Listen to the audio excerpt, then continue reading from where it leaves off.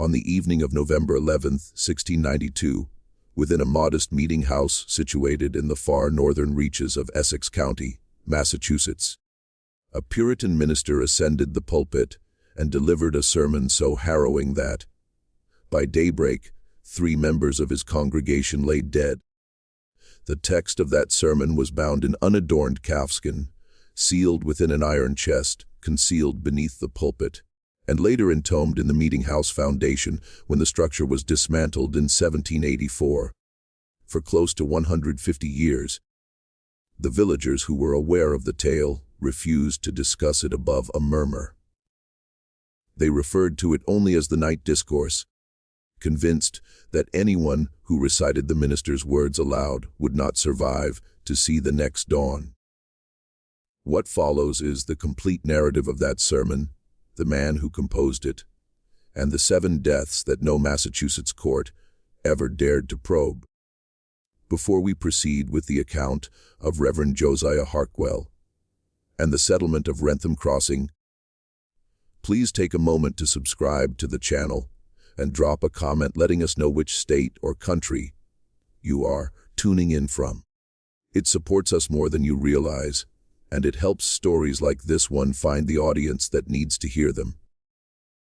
Now, let us turn back to the autumn of 1692 to a remote corner of the Bay Colony, where the Salem witch trials marked only the beginning of the terror.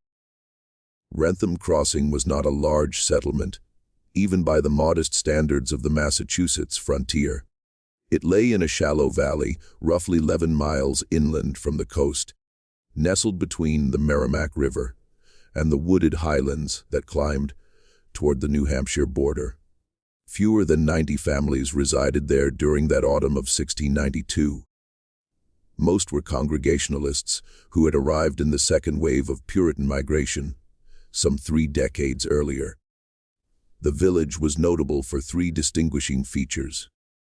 It produced excellent hard cider from an unusually extensive orchard planted by its founder, a man named Ebenezer Treadaway. It boasted one of the oldest meeting houses in the northern part of the colony, constructed from hand-hewn oak timbers and dark field stone. And it was, according to the magistrates in Ipswich, one of the most peaceful and orderly settlements in the entire region. No brawls, no drunkenness, no open quarrels between neighbors. The village governed itself through a council of 7 elders, all men of moderate wealth and strict religious devotion, and the pulpit of the meeting house had been held for the previous 23 years by a single minister, Reverend Josiah Harkwell. Harkwell was 58 years old during that autumn of the trials. He had arrived in Wrentham Crossing as a young man from Boston, where he had studied under Reverend Increase Mather. The congregation viewed him as a man of profound learning, stern disposition, and unwavering faith. He was tall and gaunt, with gray hair drawn back into a tight queue. He preached with a restrained intensity that never escalated into theatrical fury. The villagers respected him, though few held him in affection. He had never married. He lived alone in the modest parsonage behind the meeting house, with only a housekeeper, a widow named Prudence Dolliver, who had managed his household for over a decade. Harkwell's sermons were transcribed each week by one of the elders and bound into leather volumes stored in the parsonage cellar. By 1692, nearly 200 of these sermons had been preserved. Every one of them had been delivered. Every one of them, that is, except the last. To grasp the events of that November, one must first understand the atmosphere that hung over all of New England in the preceding months. The summer of 1692 had been unusually hot along the coast. The spring rains had failed. The corn was sparse, the apple harvest delayed. A measles outbreak had claimed 11 children in the nearby town of Rowley. The Penobscot and Abenaki, pressed by the northern wars and the ongoing conflict with New France, had been raiding the frontier settlements of Maine with greater ferocity than at any time in living memory. Refugees from those raids had begun drifting southward through the Bay Colony, carrying tales of burned villages and captives dragged into the wilderness. Sermons delivered in the surrounding towns took up, almost without exception, the themes of hidden sin, unseen judgment, and the fragility of the veil between the visible world and what was called the invisible. It was a season in which people listened to the creaking of their own houses at night with the wariness of prey. And in Salem Village, less than 20 miles south of Wrentham Crossing, the witch trials had been raging since the previous winter. By October, 19 people had been hanged on Gallows Hill. One elderly man, Giles Corey, had been pressed to death beneath a pile of stones for refusing to enter a plea. More than 150 accused individuals languished in jails at Ipswich, Cambridge, and Boston, awaiting trials that might or might not ever materialize. The hysteria had rippled outward from Salem in concentric waves of suspicion. Even in quiet Wrentham Crossing, neighbors who had known one another for decades began to eye each other with fresh unease. Women who had always lived alone suddenly became subjects of gossip. Old disputes over fence lines took on the dimensions of spiritual warfare. Children who had once played freely on the commons were kept indoors by their parents. Every cow that sickened, every cream that failed to churn, every headache that lingered more than a day was scrutinized for signs of the adversary. The first indication that something was amiss in the village came in the last week of September. A young woman named Abigail Ruddock, 19 years old and recently married to the blacksmith's son, began to suffer from what her mother described as fits of the falling sickness. She would collapse without warning, her body rigid, her eyes rolled back, her mouth foaming. When she recovered, she had no memory of the episode. The village physician, a man named Dr. Hiram Wentfield, could identify no physical cause. Within 10 days, 4 other young women in the village were experiencing the same affliction. They were Hannah Cordwell, the miller's daughter, Sarah Brimsby, a servant in the household of Elder Penhallow, Rebecca Dowd, a widow of 23 who lived with her mother-in-law and Mary Treadway, a great-granddaughter of the village's founder. The elders met in secret and agreed that the matter should be managed quietly, without summoning the magistrates from Ipswich. None of them wished to invite the Salem madness upon their own heads. They had witnessed what happened to villages that called in the magistrates. They had watched Andover fall apart over the course of a summer. They had no desire to be next. Reverend Harkwell was asked to visit each of the afflicted women and pray over them. He did so. He reported to the elders that he had found no evidence of diabolical possession. He suggested that the fits were the result of poor diet, bad air, and the general upheaval of the times. The elders accepted his judgment with relief, but Harkwell himself did not accept it. In his private journal, which survives in a single fragment in the archives of the Essex Historical Society, he wrote that on the evening of October 29, he had glimpsed something in the woods behind the parsonage that he could not explain, and that it had filled him with a cold and growing dread. The journal fragment is worth quoting in his exact words, for it is the only direct testimony we possess from the man himself before the night of the sermon.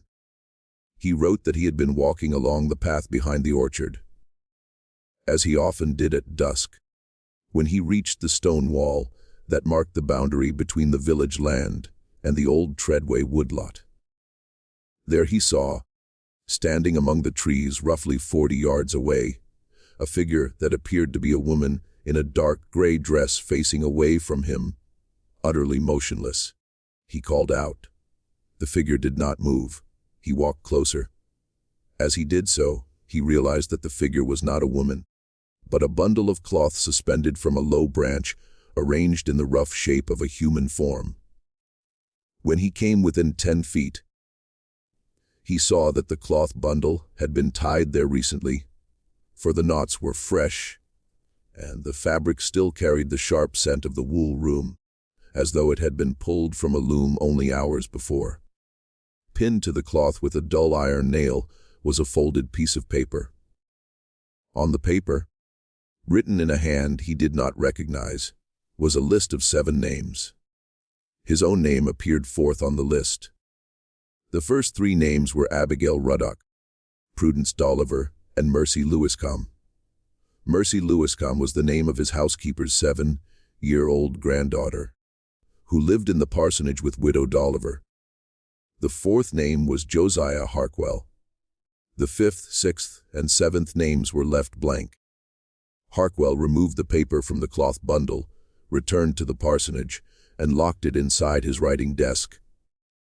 He did not inform the elders. He did not inform Widow Dolliver.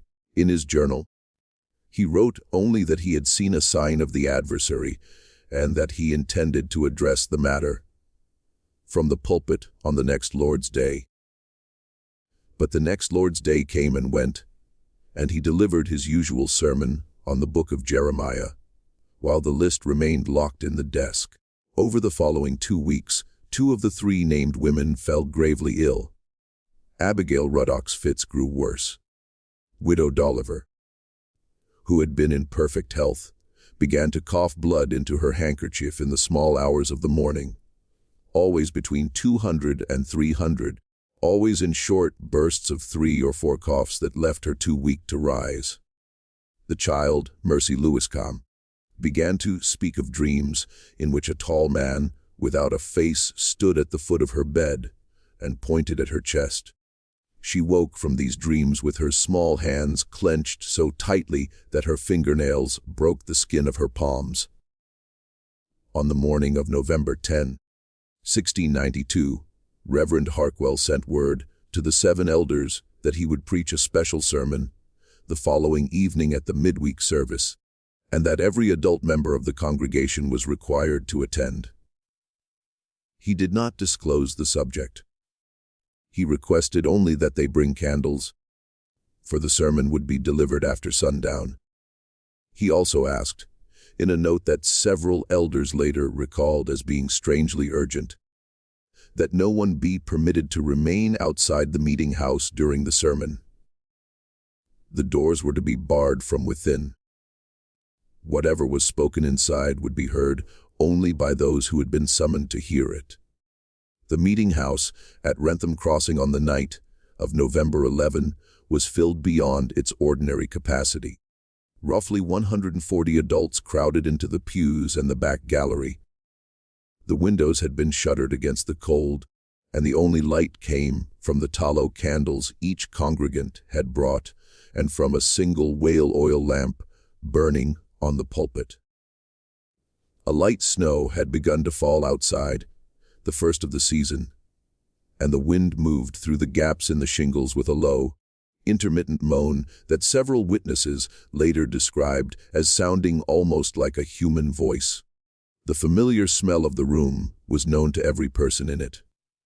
The scent of cold oak, hot tallow, and the damp wool of coats draped over pew rails. But beneath those familiar odors, there was said to be something else that night. A faint and sickly sweetness that some likened to the smell of an unopened spring house, and others to the smell of rotting apples. No one could determine its source. Reverend Harkwell climbed into the pulpit at precisely 7:00. He carried a leather-bound manuscript, which he placed on the lectern. He looked older than he had the previous week. His face had grown thin in a way the congregation had not noticed during the bustle of arrival. His hands trembled as he opened the book. He did not begin with a prayer. He did not begin with a scripture reading. He began by reading aloud a list of 7 names: Abigail Ruddock, Prudence Dolliver, Mercy Lewiscombe, Josiah Harkwell, Silas Ruddock, Thomas Penhallow, Ebenezer Cotterick. When he finished reading the names, he closed the book. In the silence that followed, one of the elders, a man named Silas Ruddock, who was the father of the afflicted Abigail, rose to his feet and demanded to know why his own name had been spoken aloud. Harkwell did not answer him. He opened the book again and began to preach. Let me pause the story here for just a moment. If you are finding this account as unsettling as I am, I want to ask you to hit the like button below this video, because it genuinely helps these hidden corners of American history reach people who would otherwise never hear them. And if you have ever wondered what really happened in the smaller Puritan villages during the autumn of 1692, beyond the better-known trials at Salem, leave a comment and tell me your theory about what Reverend Harkwell truly saw in those woods. I read every comment, and some of the best ideas for future stories come from you. Now, let us return to the meeting house at Wrentham Crossing and to the sermon that no one there would ever forget. The manuscript of the sermon, recovered more than 2 centuries later under circumstances we will come to shortly, runs to some 14,000 words and is divided into 3 long movements. The first movement Harkwell titled, in his own hand, On the Covenant of Silence. In it, he argued that the village of Wrentham Crossing had been built upon a sin that had never been confessed. He reminded the congregation that the village had been founded in 1661 by Ebenezer Treadaway, and that the land upon which the meeting house stood had not been purchased from the Pennacook people, who had lived there for centuries before.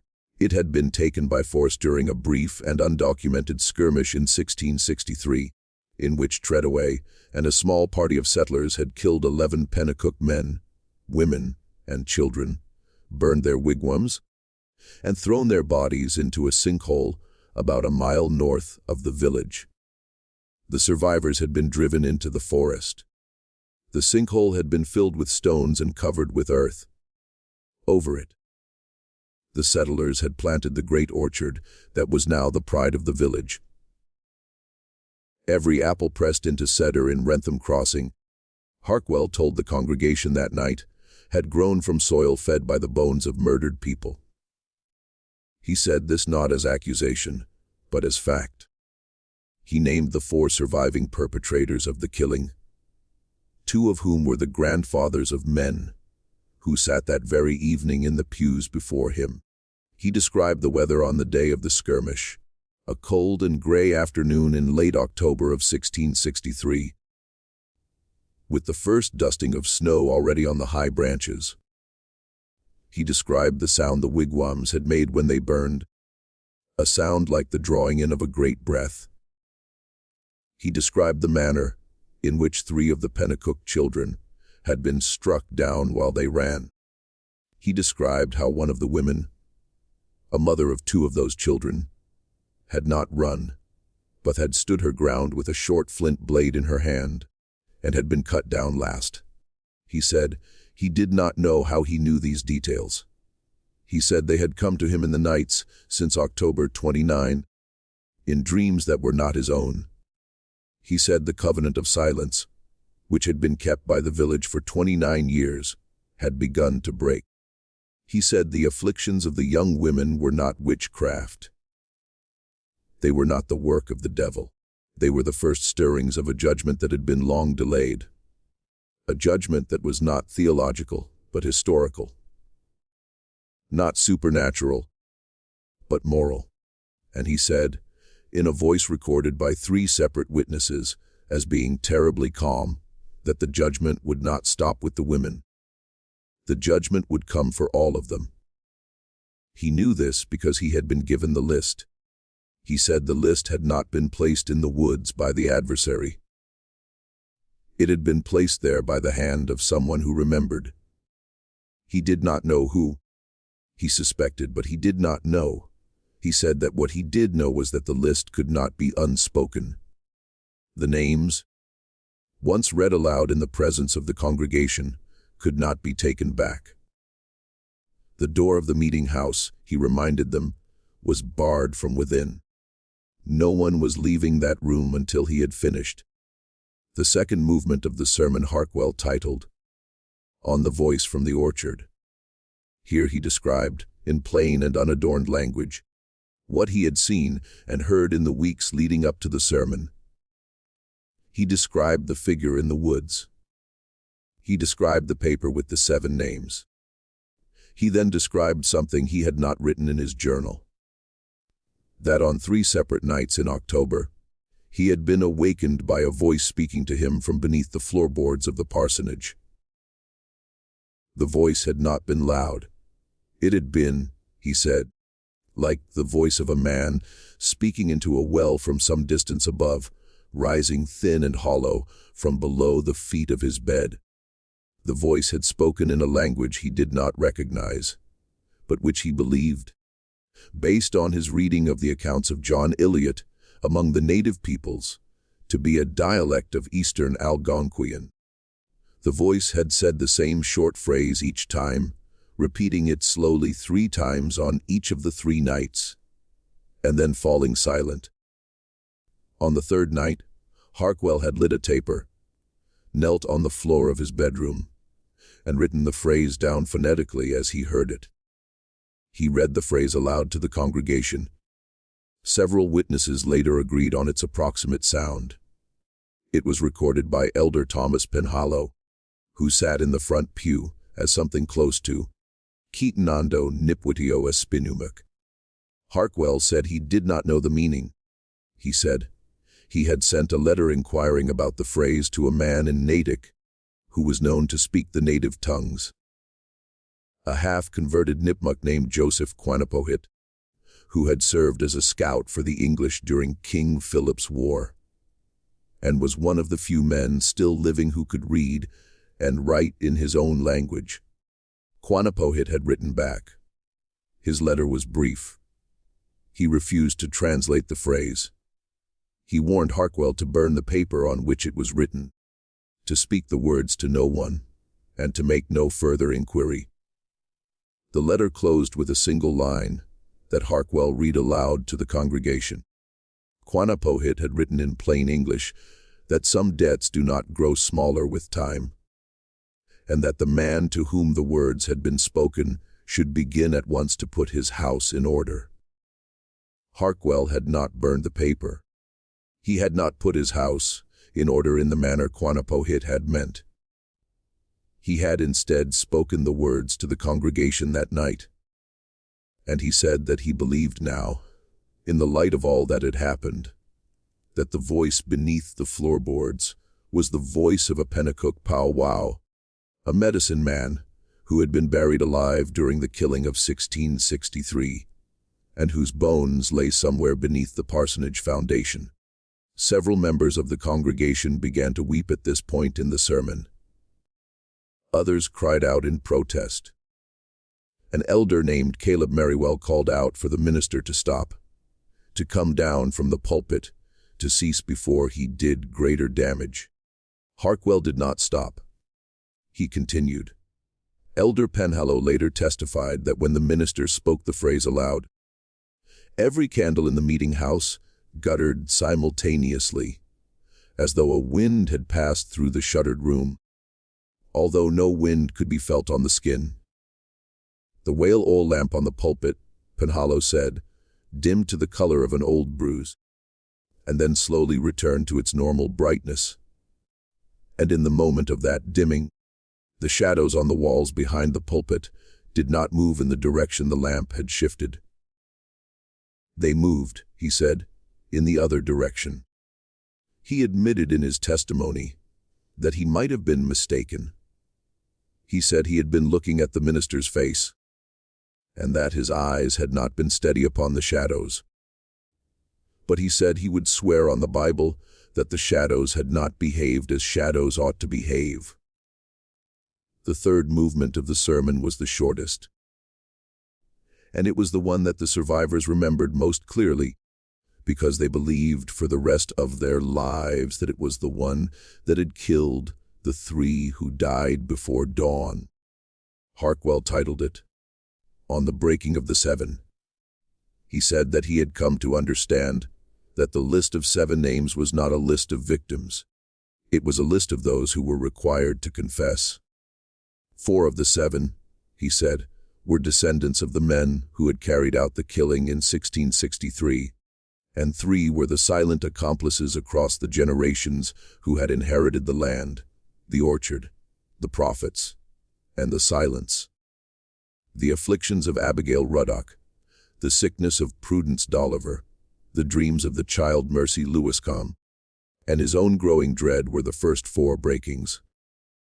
The other 3, he said, would come tonight. They could not be stopped. They could only be witnessed. He turned to Silas Ruddock in the front pew and asked him by name whether he knew what his grandfather, Jonas Ruddock, had done in 1663. Silas Ruddock did not answer. His face, witnesses said, had gone the color of unbaked bread. Harkwell turned to Thomas Penhallow and asked him the same question about his grandfather, Obadiah Penhallow. Penhallow did not answer. Harkwell turned to Ebenezer Cotterick, the youngest of the elders, and asked him what his great-uncle Hezekiah had confessed to the minister on his deathbed in 1679. Cotterick did not answer. A woman in the back of the meeting house, the wife of Cotterick, began to weep openly. One of the deacons moved to comfort her, but did not speak. Harkwell closed the book. He looked out over the congregation. He said only 4 words. He said, "The debt is due." What happened in the next several minutes was described differently by almost every witness who survived. The most consistent account, assembled from the testimony of 23 congregants gathered in the days afterward by the visiting Reverend Nathaniel Saltonstall of Ipswich, is as follows. The candles in the meeting house began to flicker again, but this time several of them went out entirely. Witnesses later counted them. Of the roughly 140 candles that had been burning at the start of the sermon, no fewer than 31 had gone out. The pattern of their extinguishment seemed to form a rough circle around the 3 elders named at the end of the sermon. A low sound, which some described as a hum and others as a distant drumming, filled the room. 2 witnesses said it sounded like something heard through the wall of a neighboring house. One said it sounded like a herd of slow horses walking somewhere underneath the floor.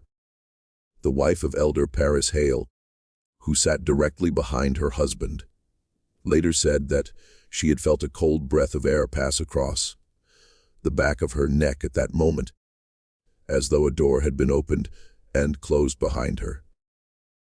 Although the door of the meeting house was still barred, and no one was standing behind her, the blacksmith, a man named Obed Scullwaite, said he had looked down at his own hands and had seen that the hair on his knuckles was standing straight up, in the way that hair stands up in the minutes before a lightning strike, though no storm was within miles.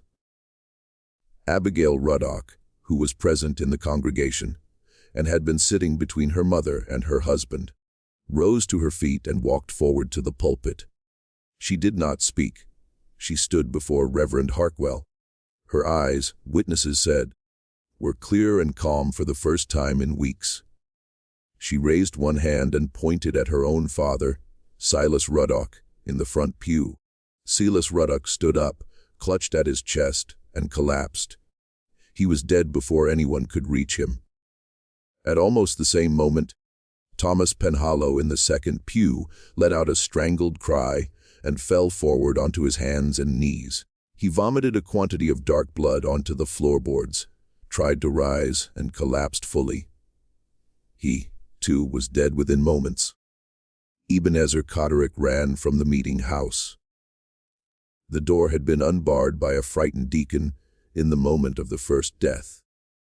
Cotterick was found the next morning in the orchard, face down in the snow, about 30 feet from the old sinkhole. He had not been struck. He had not blood. He had, according to Dr. Wentfield's examination, simply stopped breathing in the manner of a man whose body had decided, without consultation with any physical cause, to cease its work. The three men whose great-uncles and grandfathers had killed the Pennacook in 1663 were all dead before the sun rose on November 12, 1692. The story could have ended there. In a different time, in a different place, it might have become public. It might have been investigated by the magistrates at Ipswich, reported to Boston, or written about in the Mather family's voluminous records of providential and preternatural occurrences in New England. But the autumn of 1692 was not an ordinary autumn. The witch trials at Salem had just collapsed in scandal. The governor, Sir William Phips, had dissolved the Court of Oyer and Terminer on October 29, less than 2 weeks before the sermon at Wrentham Crossing. He had done so because his own wife, Lady Mary Phips, had been accused by one of the afflicted girls, and he had suddenly discovered, in the midst of that personal crisis, that the spectral evidence upon which the court had based most of its convictions was worthless. The colony was exhausted, ashamed, and deeply frightened of any new outbreak of supernatural rumor. The Mathers were under quiet attack for having endorsed the trials. The magistrates in Ipswich were being asked difficult questions about their own conduct.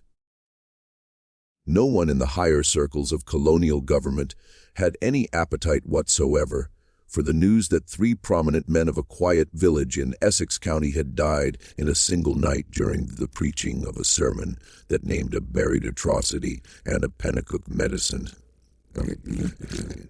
man speaking from beneath a parsonage floor. The elders of Wrentham Crossing, of whom 3 were now dead, and the remaining 4 were terrified, made a collective decision. They met at dawn on November 12, while the bodies of Ruddock, Penhallow, and Cotterick still lay uncovered in the meeting house, covered only with plain linen cloths. They swore an oath of silence.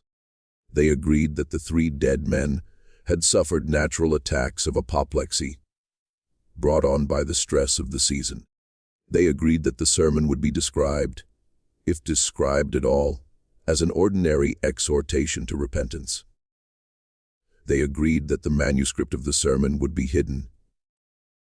They agreed that the private journal of Reverend Harkwell would be destroyed, although in the event it was only partially destroyed, a single fragment escaping the fire in the parsonage hearth.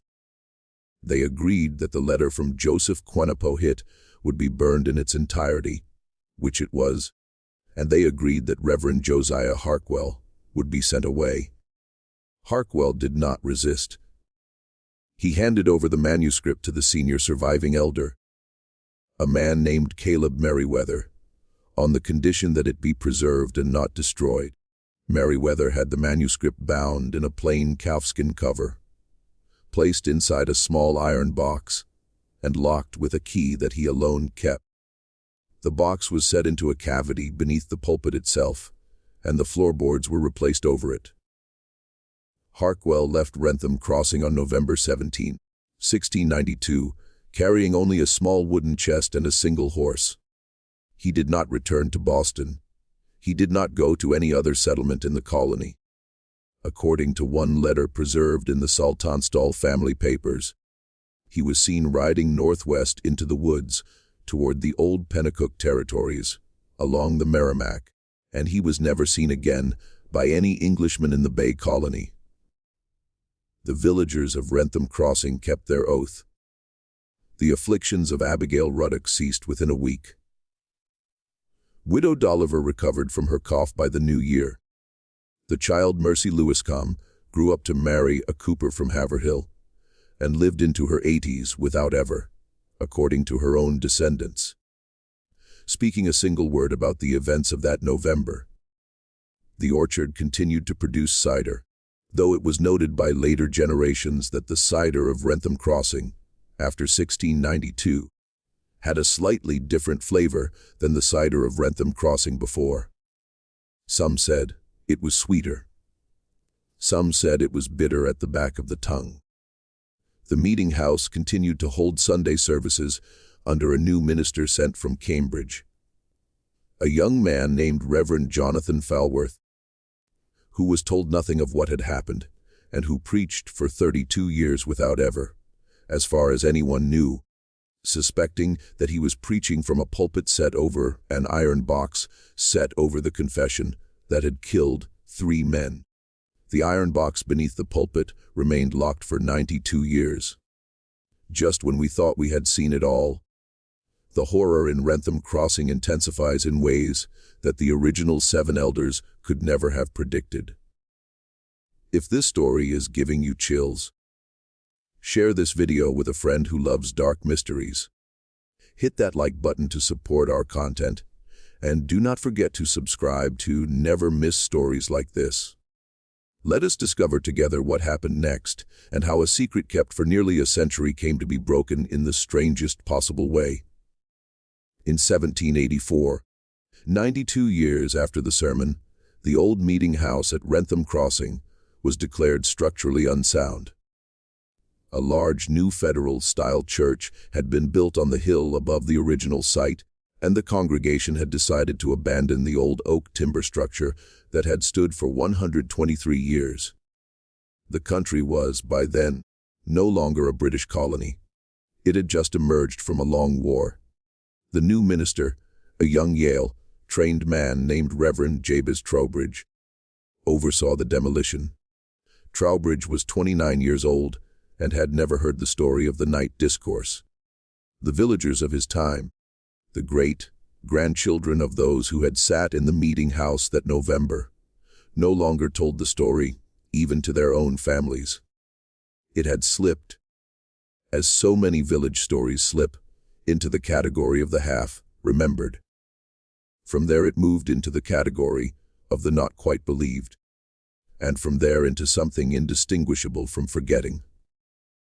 During the removal of the pulpit, a workman's pick struck something metal beneath the floorboards. The iron box was uncovered. The last of the original elders, Caleb Merriweather, had died nearly 40 years earlier. The key had been lost, if indeed it had ever been passed on to anyone. Reverend Trowbridge had the box pried open with a crowbar. Inside, wrapped in a waxed cloth, was the manuscript of the night Discourse. Trowbridge read it over the course of 3 days. He was a man of the Enlightenment, a reader of Locke and Priestley. He did not believe in devils or in judgments from buried medicine men, but he believed in what he called the dignity of the historical record, and he refused to destroy the document. Instead, he made a single handwritten copy, which he sent to Harvard College in the autumn of 1784. He reburied the original with the demolished foundations of the meeting house. He did not tell anyone in the village what he had done. His cover letter to Harvard, which survives in the Houghton Library collection, described the sermon as a remarkable document of the Puritan mind in a moment of moral crisis, and made no reference to any deaths. He mentioned only that the sermon had been preached in November of 1692 by a minister named Harkwell, and that it concerned the spiritual consequences of violence against the native peoples. He suggested that future scholars of the colonial period might find it of interest. He requested that the manuscript be stored in the college library. Harvard received it, filed it, and in the manner of such institutions with such documents, forgot it. The Harvard copy of the sermon sat in the college library uncatalogued and essentially unread for most of the 19th century. It was rediscovered in 1887 by a young graduate student named Hollis Amberlin, who was researching the history of Puritan preaching for his doctoral dissertation. Amberlin was 24 years old, the son of a Unitarian minister from Worcester, and a careful and scrupulous researcher. He read the sermon. He read it again. He then began to investigate the village of Wrentham Crossing, which by that date no longer existed under that name. The settlement had been absorbed into the town of Groveland, sometime in the early 1800s, its old boundary lines dissolving into the redrawn maps of a different era. The site of the old meeting house had been covered over by a dairy pasture. Amberlin went to Groveland in the summer of 1888. He spent 3 weeks there, staying at a small inn on the main road.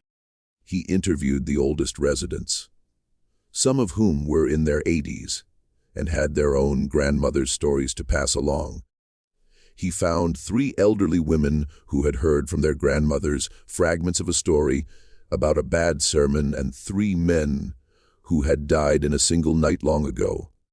One of these women, a Mrs. Hattie Forbush, told him that her grandmother had been a small child in the village at the time and had been kept home that night by her mother, who had a bad feeling about the service.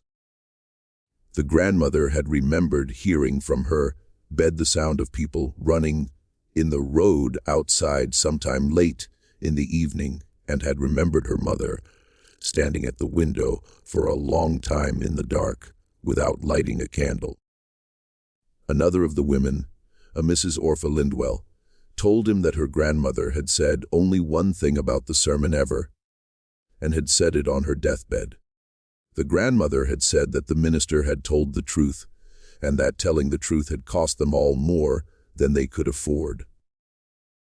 Mrs. Lindwell did not know what truth the minister had told, nor who them was. Amberlin found in the records of the first parish of Groveland a single line for November 12, 1692, listing the burials of Silas Ruddock, Thomas Penhallow, and Ebenezer Coderick on the same date.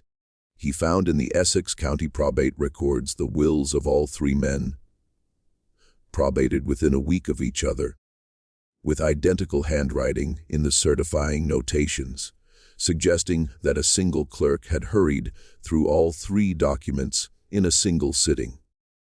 He found in a farmhouse attic a small fragment of what he believed to be Reverend Harkwell's private journal, including the passage describing the figure in the woods. The fragment had survived because it had been used at some point in the mid-18th century as a stiffener in the spine of a homemade ledger book, a common frugality of the period, and had been preserved by accident when the ledger was broken up. Amberlin transcribed it carefully. He also found in a distant corner of the same dairy pasture that had once held the meeting house a low mound of stones that the local farmers had never plowed around, because every draft horse they had ever tried to bring to that spot had balked and refused. The farmer who owned the pasture, a practical man of 60-odd years, told Amberlin that he did not know why the horses refused.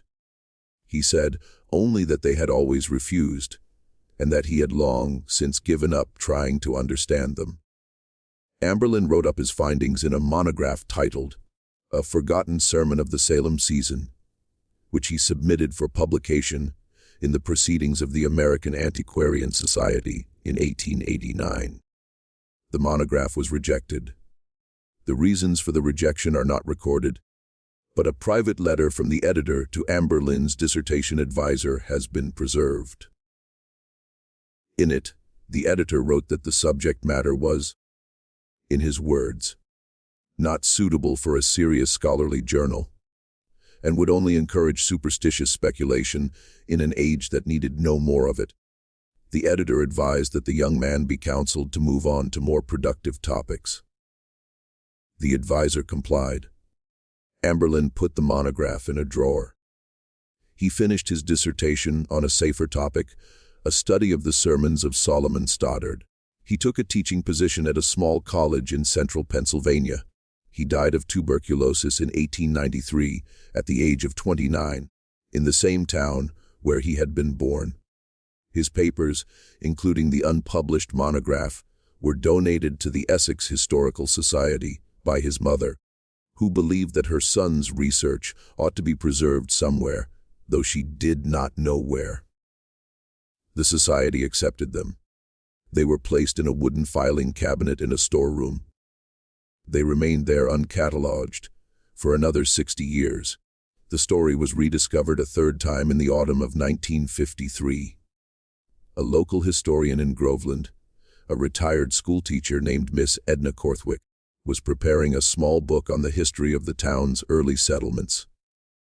Miss Corthwick was 68 years old, unmarried, and had taught fourth grade history in the local elementary school for 42 years before her retirement. She was a methodical woman. She had a file cabinet of her own, a system of colored index cards, and a habit of writing to strangers in distant archives, with politely phrased questions that were impossible to ignore. She found the Amberlin papers at the Historical Society, read the monograph, and grew interested in the site of the old meeting house. She obtained permission from the family that owned the former dairy pasture, a farming couple named Borodowski, who had bought the land in the 1920s, to survey the land in October of that year. She hired a local man with a metal detector, a veteran of the recent Korean conflict named Tim Overbeck, to sweep the area. Within an hour, they had located what appeared to be the iron corner braces of the old meeting house foundation. Overbeck offered to come back with shovels the following weekend. Miss Corthwick thanked him and said that she would manage. She did not want a large excavation. She wanted only to confirm the location. In November of that same year, working alone on a cold and overcast afternoon, she returned to the site with a garden trowel and a small canvas bag. She began to dig by hand in the spot where the detector had registered most strongly. She found, about 18 inches below the surface, the broken remains of the iron box. Most of the original manuscript had long since rotted. The pulping of wet paper over 169 years in the New England soil had reduced nearly all the pages to illegibility. But a single folded sheet, preserved by the waxed cloth that had once lined the box, had survived. Written on it in Reverend Harkwell's hand was the list of 7 names. Miss Corthwick took the list home. She placed it between 2 sheets of blotting paper, inside a manila folder, inside a drawer of her desk. She showed it to no one. She did not mention it in her book on the history of Groveland, which was published in 1955 and sold approximately 300 copies. She did, however, write about the list in a private diary that she kept intermittently throughout her retirement. The relevant entries, which were read for the first time by the archivist Vlachos in 2010, describe a gradual change in her daily life over the 3 months following the excavation. She wrote that she had begun to sleep poorly. She wrote that the house felt, in her own phrase, symmetrical, as though one corner of it was slightly heavier than the others. She wrote that on the night of February 14, 1954, she had dreamed of a tall man in a gray coat standing at the foot of her bed, not pointing at her, but simply looking at her. In the dream she had understood, without being told, that he was not angry with her, but was merely waiting to see what she would do. She wrote that she had decided that morning to make no further inquiries. She would neither publish the list nor destroy it. She would simply let it sit in her desk. The dreams, she wrote, had stopped shortly afterward. They had not returned. She died in 1961 of heart failure in her sleep in the same small house where she had lived for most of her adult life. She left her papers to the Essex Historical Society, where the list was catalogued along with her other materials, and then, through some bureaucratic oversight, misfiled in a folder labeled 1890's Correspondence. It remained there, unread, until 2008, when a young archivist named David Thoreau Vlachos, working on a digital cataloging project, opened the folder and found the list. Vlachos was a careful man. He was 27 years old at the time of the discovery. He had a master's degree in archival science from Simmons College and was working on a temporary contract funded by a small state grant. He had not set out to find anything extraordinary. His assignment had been the ordinary one of scanning and tagging loose correspondence in a collection no one had looked at in half a century. He had opened the misfiled folder, because it was the next folder in the row. He had seen the list because Miss Corthwick's careful handwriting of 1953 had stood out immediately against the older hand of the 17th century paper beneath it. He had known at once that something had been filed in the wrong century. He did not write a sensational article. He did not send the list to a journal. He did not post photographs of it on the internet. He did, however, note the names on the list. And he began quietly and on his own time to investigate what had happened to the 7 people named on it. He worked on this investigation for 6 years, entirely outside his official duties, using Sundays and long holiday weekends that other young men his age were spending on other things. He became, in that time, an uncredentialed but meticulous genealogist of the old Essex county families. He learned to read the handwriting of a dozen different parish clerks. He read microfilmed probate records until his eyes blurred. He traveled on his own money to small historical societies in Vermont and Maine. What he found, he eventually shared in a single private lecture at the Historical Society in 2014, attended by only 7 people. The lecture was not recorded. A 2-page summary exists in the Society's internal records. His findings were these. Abigail Ruddock lived until 1731. She never had children. She spent most of her adult life, according to parish records, in what her contemporaries called a state of persistent melancholy. She was buried in an unmarked grave at her own request. Her will, which survives, left her few possessions to her husband's nephew, and contained a single cryptic instruction that nothing of hers should ever be interred in the ground of Wrentham Crossing, by which she meant the old village, which by then was already beginning to disappear into Groveland. Her grave is somewhere in the old burying ground of Newburyport, but its exact location has never been identified. Widow Prudence Dolliver died in 1709. Her will, which survives, left her entire estate, a very small one, to the child Mercy Lewisham, with a single cryptic instruction that she was to plant no apple trees on any property she owned for the rest of her life. Mercy Lewisham obeyed this instruction for the next 74 years. Her descendants, who can be traced through the Lewisham and later Whitford families into the 19th century, continued to obey it for another 3 generations, according to a family memoir written in 1847 by a great-granddaughter who did not know why the prohibition existed, but had been told by her mother that it was not to be broken. Reverend Josiah Harkwell, as has been said, disappeared into the woods north of the village in November of 1692, but Vlachos found in a collection of late colonial French missionary correspondence held at the Archives Nationales in Paris a letter from 1696, written by a Jesuit priest working among the Abenaki in what is now southern Quebec. The priest, a Father Etine Baudoin, described meeting an elderly English minister who had been living for nearly 4 years as a guest of a Pennacook band that had fled northward during the wars of the 1670s. The minister, the priest wrote, spoke tolerable French, good Latin, and was learning the Algonquian of the band with a patience the priest found admirable. The minister had told him a story that he, the priest, did not entirely believe, but that he set down in his letter because it troubled him, and he wished the record of it to exist somewhere.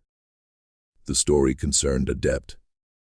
The minister had told the priest that he had been sent a list of 7 names, and that he had understood, when he saw the list, that his own name was on it, not because he was guilty, but because he was the one who would carry the confession. He had preached the confession. He had watched 3 men die in its presence. He had then come north, the priest wrote, because he believed he had been called to spend the remainder of his life among the descendants of those his own people had killed, until such time as his debt should also be considered paid. The minister had added, Father Bedoin recorded that he believed the debt to be paid when the last of those who could remember the killing, on either side, had died. He estimated that this would take another generation. He intended to live long enough to see it. The priest noted that the minister was, at the time of their meeting, in excellent health and appeared to be at peace. He did not report the minister's death. No record of Harkwell's death has ever been found in any English, French, or mission archive. His name simply ceases around 1710 or 1712 from the fragmentary correspondence of the northern missions, and is not heard again. The first three names on the list, Silas Ruddock, Thomas Penhallow, and Ebenezer Cotterick, had, of course, all died on the night of the sermon. But Vlachos, examining the list more carefully under magnification, noticed something that 90 years of previous readers, if any had ever read it, had missed. The list had not originally been written in one session. The first three names, the names of those who died, appeared to have been written in a slightly different ink from the fourth name, Harkwell's own, and the fifth, sixth, and seventh names, which had been assumed to be blank, were not blank at all. They had been written in a third kind of ink, much fainter, so faint that it was invisible under ordinary light, and had survived only because the waxed cloth had protected the page from the bleaching of sunlight and air. Under ultraviolet examination, which Vlachos arranged through a colleague at the Peabody Essex Museum, he was able to read the three remaining names. They were the names of the three men who had killed the Pennacook in 1663, and whose descendants had died on the night of the sermon: Jonas Ruddock, Obadiah Penhallow, Hezekiah Cotterick. The list was not a record of those who would die. It was a record of a ledger being closed. 7 names, 4 who would confess, 3 who had killed, and the fourth line, Harkwell's own, written between them as the one who would carry the accounting from the one side of the ledger to the other. When Vlachos finished his lecture in 2014, he showed his 7 listeners a final photograph. He had taken it the previous summer at the site of the old meeting house, in what had once been the Groveland dairy pasture. The mound of stones that Hollis Amberlin had described in 1888 was still there. The Borodowskis had sold the farm decades earlier. The current owner, a man named Alan Petersfield, had no particular interest in farming and had allowed the pasture to return to scrub and meadow. Vlachos had not disturbed the mound. He had only taken a photograph. But when he developed the photograph, he said he had noticed that at the edge of the mound, partially covered by moss, there was a flat stone. On the flat stone, cut into its surface in shallow and weathered lines, were 7 marks arranged in a horizontal row. 3 marks on the left, 1 mark slightly larger in the center, 3 marks on the right. He did not know when the marks had been cut. He did not know who had cut them. He had asked Petersfield, who told him that, to his knowledge, no one had ever cut any marks on any stone on the property, and that the mound had been there since before his own grandfather had bought the land in 1911. Vlachos ended his lecture. He did not propose any interpretation. He said only that the story, as far as he could follow it, had ended, and that the ledger, as far as he could tell, had been closed. But there is one final detail that has been preserved in the record, and it is the reason that in certain circles, the story of the night discourse of Wrentham Crossing is still told in whispers. In the spring of 2016, a real estate developer named Morgan Calvert purchased the former dairy pasture, with plans to build a small subdivision of single-family homes. The survey for the development was carried out in April of that year. The surveyors noted the mound of stones and marked it for removal. Before the removal could be carried out, 3 of the workers on the project became seriously ill within a span of 11 days. None of the illnesses were fatal. 2 were cases of severe pneumonia, unusual for the time of year. 1 was a previously undiagnosed heart condition in a man of 43. The project was not delayed because of the illnesses. It was delayed because the developer, according to local reporting in the Haverhill Gazette, simply changed his mind. He sold the land to the town of Groveland for use as a small conservation parcel. Calvert himself, when asked by a local reporter why he had reversed the decision, gave a short answer that the reporter quoted in full.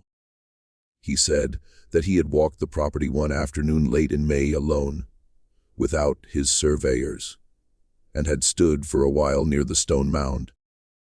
He said he did not know what had happened to him there. He said only that he had felt, in his own words, like a man standing in a room that had been waiting a long time to be left alone. He did not elaborate. He retired from real estate development the following year. The mound was not disturbed. The marks on the flat stone, as far as anyone knows, are still there. The descendants of the 7 families on the list, who have now scattered across the country over more than 3 centuries, have no particular reason to believe that the story has any bearing on their lives. The Ruddock name has largely vanished from New England, though a branch of the family established themselves in western Pennsylvania in the early 19th century, and their descendants are now scattered from Pittsburgh to the Pacific. The Penhallow line has faded to a single surviving surname in rural New Hampshire, though a number of the female descendants carry the bloodline under different married names across 3 states. The Cotterick descendants can be traced down to the 20th century, but then become difficult to follow. The usual consequence of daughters marrying, mothers dying, and parish records being lost in fires. The Harkwell name, for what it is worth, seems to have died out entirely, as the minister left no children that anyone knows of.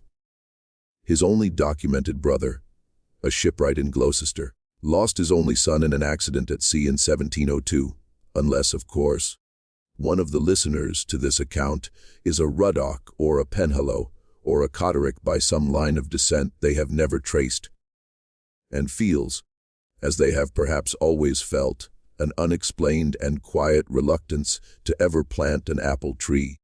This mystery shows us how the worst things done by a community can be buried for generations, not beneath the earth, but beneath the silence of the people who inherit the profits of the wrong.